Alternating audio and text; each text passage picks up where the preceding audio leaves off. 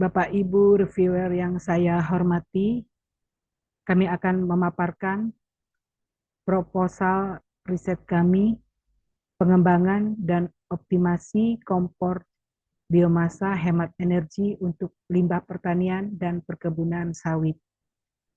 Tim periset terdiri atas saya sendiri, Deborah, Dewi Saraswati, Cakra Birawa, Patricia Barbara, dan Yogo.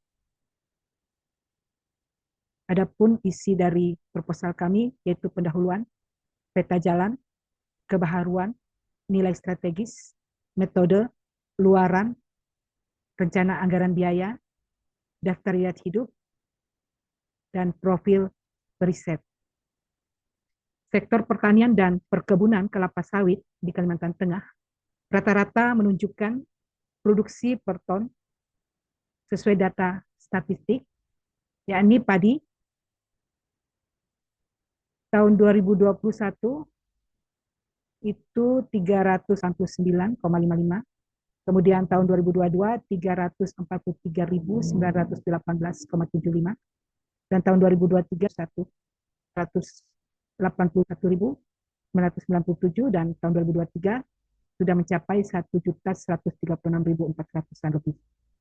Hal ini menunjukkan bahwa pada kekayaan biomasa yang berlimpah dari sektor pertanian dan perkebunan di daerah Provinsi Kalimantan Tengah. Sayangnya limbah-limbah ini seringkali dibakar di tempat terbuka tanpa memberikan nilai tambah sehingga meningkatkan emisi karbon dan polusi udara. Dengan demikian, pemanfaatan limbah biomasa sebagai bahan bakar untuk kompor hemat energi menjadi solusi potensial untuk masalah utama seperti pengelolaan limbah dan penyediaan energi yang lebih bersih, yang ramah lingkungan, serta efisien dalam penggunaan bahan bakar. Pemanfaatan bakar dapat menjadi solusi terbarukan dalam menyediakan. Jadi teknologi kompor biomasa menawarkan solusi untuk permasalahan pengelolaan limbah dan penyediaan energi yang lebih ramah lingkungan. Tujuan dari penelitian ini adalah mengembangkan desain kompor biomasa yang efisien, yang tergantung pada desain ruang bakar dan material yang digunakan, sehingga dalam desain kompor biomasa memperhatikan bahan yang digunakan pada ruang bakar dengan efisiensi energi yang tinggi untuk mengurangi konsumsi bahan bakar serta emisi. Dari pengujian akan diperoleh seberapa jauh pengurangan emisi gas rumah kaca dan polutan lainnya dari penggunaan kompor biomasa tersebut. Biomasa yang dikembangkan dengan kompor biomasa yang sudah ada di pasaran. Kemudian sejauh mana kinerja kompor biomasa yang dapat ditentukan dengan pengukuran efisiensi pembakaran dan mengurangi konsumsi bahan bakar. Yang juga dalam penelitian ini akan menganalisis dampak sosial ekonomi dari penggunaan kompor biomasa yang digunakan. Sehingga penelitian ini urgent untuk dilaksanakan, terutama yang pertama untuk pemanfaatan limbah sebagai energi dan mengurangi masalah lingkungan yang juga menciptakan nilai tambah ekonomi. Berkontribusi juga yang signifikan pada pencapaian target energi terbarukan secara nasional. Ketiga, pengurangan ketergantungan pada bahan bakar fosil. Ini akan membantu mengurangi emisi gas rumah kaca dan dapat meningkatkan ketahanan energi. Dan teknologi pembakaran bersih ini dapat meningkatkan kesehatan masyarakat terkait dengan polusi udara, dan pengembangan dari produksi kompor biomasa ini dapat menciptakan lapangan. Penelitian ini mendorong inovasi dalam teknologi yang dapat dilanjutkan penelitiannya dalam bidang yang terbarukan, energi terbarukan dan efisiensi energi, yang juga berpotensi untuk paten dan transfer teknologi. Penelitian ini sejalan dengan tujuan pembangunan berkelanjutan, khususnya energi bersih dan terjangkau. Sehingga dengan demikian, kontribusi riset ini, baik berupa kontribusi ilmiah, yakni optimasi proses pembakaran biomasa untuk efisiensi dan emisi rendah, juga pengembangan model matematis untuk simulasi prediksi kinerja kompor biomasa. Juga berkontribusi untuk analisis komprehensif karakteristik pembakaran limbah pertanian dan perkebunan sawit, pengembangan prototipe kompor biomasa hemat energi dengan efisiensi tinggi, pengurangan polusi udara lokal akibat pembakaran terbuka limbah pertanian, pemanfaatan limbah pertanian dan perkebunan sawit sebagai sumber energi terbarukan, pengurangan ketergantungan pada bahan bakar fosil, penyediaan solusi energi terjangkau untuk masyarakat pedesaan dan industri kecil, pelatihan untuk produksi, pengoperasian dan pemeliharaan kompor biomasa, pengembangan materi pendidikan tentang teknologi biomasa untuk institusi pendidikan. Dan untuk peta jalan dari penelitian ini tahun 2013 kita mencoba, yaitu dalam pembuatan biomasa dari rumput taberol, dan tahun 2015 pengelolaan limbah pertanian untuk alternatif pengganti bahan bakar pada kelompok tani sayuran di Kelurahan Kelampangan. Kemudian 2019 itu dilakukan pembuatan bahan bakar biomasa dari limbah pasar berupa daun dan batang jagung. Dan tahun 2024 ini sampai 2026 direncanakan untuk pengembangan dan optimasi kompor biomasa hemat energi untuk limbah pertanian dan perkebunan sawit. Dan penelitian ini juga direncanakan untuk mencapai tahun 2028 dengan pengembangan optimasi kompor biomasa ini, dan juga dengan mendapatkan paten dan juga dapat mengembangkan kompor biomasa hemat energi dengan mutu yang sesuai standar SNI 7126/2023. Sehingga penelitian ini juga memiliki kebaharuan, yaitu dalam hal penelitian ini dengan tujuan menurunkan emisi dan meningkatkan efisiensi kompor yang dibandingkan dengan kompor konvensional. Kompor biomasa lebih baik dalam hal penurunan penggunaan bahan bakar kayu serta emisi karbon dioksida dan karbon monoksida. Bila 11% saja yang menggunakan bahan bakar padat biomasa, sehingga ada peluang untuk membuat kompor biomasa yang lebih baik dan dapat diakses dengan mudah dengan desain yang memperhatikan bahan yang dapat diakses secara lokal. Dan juga desain kompor yang lebih baik seperti kompor dengan distribusi udara internal yang telah diuji untuk meningkatkan kinerja termal dan memenuhi standar nasional. Dan juga mengintegrasikan valorisasi limbah dan strategi ekonomi sirkular, ini dapat meningkatkan keberlanjutan dan mengurangi perubahan iklim. Sehingga dari penelitian ini juga memiliki nilai strategis, yang ini tidak hanya strategis produk, tetapi juga nilai strategis pendidikan. Nilai strategis produk ini dilihat dari aspek pasar, yaitu kemudahan akan material, ya, mendapatkan material, kemudian pemberdayaan industri lokal, artinya kita melibatkan mitra industri lokal untuk memproduksi kompor sehingga dapat menciptakan lapangan kerja dan pengurangan ketergantungan akan energi fosil, ketergantungan pada LPG, dan menghemat devisa negara yang selama ini digunakan untuk impor LPG. Aspek yang ditinjau dari nilai lingkungan, yakni pengurangan emisi gas rumah kaca dan polutan, sebab biomasa adalah bahan bakar karbon netral yang menyerap karbon dioksida selama proses pertumbuhannya dan melepaskannya kembali saat dibakar. Pembakaran lebih bersih sebab teknologi kompor ini menggunakan sistem aliran udara primer dan sekunder yang lebih efisien. Sedangkan nilai strategis pendidikan ini kaitannya dengan aspek pembelajaran seperti pembelajaran STEM, Science, Technology, Engineering, and Mathematics, dan juga berkaitan dengan pengembangan kurikulum dan modul pembelajaran, penerapan dalam pendidikan kejuruan atau vokasi, yakni pelatihan dan pelatihan desain dan produksi,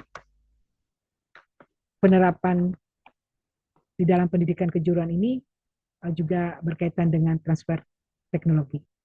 Kemudian metode penelitian ini dibagi dalam beberapa tahap, yaitu pertama studi pendahuluan. Pada studi pendahuluan ini studi literatur dengan mengumpulkan informasi dari penelitian terdahulu tentang teknologi kompor biomasa desain aliran udara primer dan sekunder, serta desain ruang bakar yang efisien, dan menganalisis karakteristik limbah pertanian dan perkebunan sawit sebagai bahan bakar. Kemudian benchmarking kompor biomasa yang sudah ada untuk mengetahui kekurangan dan kelebihan yang dapat diintegrasikan dalam pengembangan prototip kompor biomasanya.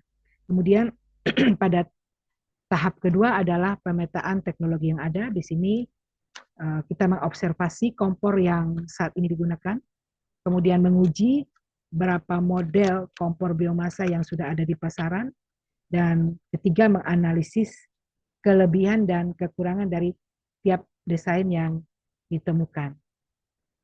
Kemudian tahap yang ketiga adalah perumusan spesifikasi desain. Di sini diperlukan suatu perancangan, yaitu merancang desain ruang bakar dengan memperhatikan efisiensi pembakaran biomasa, jerami, sekam padi, cangkang sawit.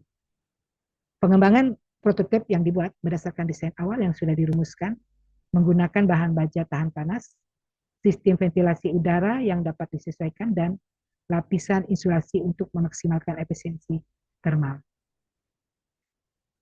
Merancang sistem aliran udara primer dan sekunder dioptimalkan dengan menghasilkan pembakaran yang lebih bersih dan efisien. Aliran udara untuk pembakaran primer dan sekunder ditentukan berdasarkan jumlah oksigen yang dibutuhkan untuk membakar bahan bakar, kemudian merancang cerobong asap atau saluran buang, kemudian menentukan material sebagai penahan panas di sekeliling ruang bakar untuk mencegah panas hilang. Kemudian kita menghitung kebutuhan bahan bakar biomasa yang tergantung pada kebutuhan energi. Sehingga kesimpulan desainnya, desain itu akan lebih baik, ya. Kompor biomasa ini akan mengoptimalkan aliran udara primer dan sekunder, memastikan pembakaran yang lebih bersih dan efisien, menggunakan bahan murah dan mudah diproduksi secara lokal, memberikan solusi berkelanjutan bagi masyarakat, mampu mengurangi emisi karbon dan memanfaatkan biomasa yang sebelumnya tidak dimanfaatkan secara maksimal. Selanjutnya, prototipe diuji secara internal. Untuk memastikan semua komponen, yaitu ruang bakar, aliran udara berfungsi sesuai rencana. Ini terdiri dari uji coba awal, kemudian uji teknis, ya. Dan uji teknis ini adalah pengujian efisiensi termal dan pengujian konsumsi bahan bakar dan optimasi desain. Ini didasarkan dari hasil pengujian awal, maka dilakukan modifikasi desain ruang bakar untuk meningkatkan efisiensi pembakaran. Selanjutnya adalah tahap keempat, evaluasi pengurangan emisi gas rumah kaca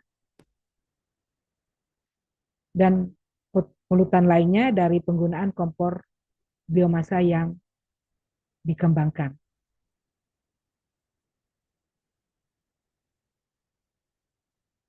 Desain penelitiannya di sini adalah dengan eksperimental dan pengujian laboratorium. Jadi dalam hal ini prosedur pengumpulan datanya adalah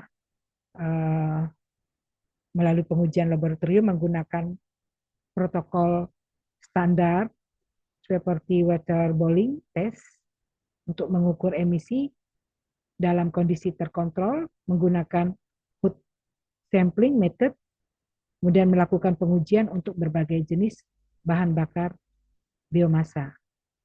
Selanjutnya analisis dampak lingkungan dan sosial ekonomi. Metode analisis dampak lingkungannya untuk memahami dampak penggunaan biomasa terhadap kualitas lingkungan lokal, terutama kualitas udara, dengan melakukan pengukuran emisi dan polutan dalam ruangan. Alat pengukur emisi gas rumah kaca dengan gas analyzer untuk mengukur konsentrasi karbon dioksida dan juga karbon monoksida CO dan nitrogen oksida selama penggunaan kompor biomasa.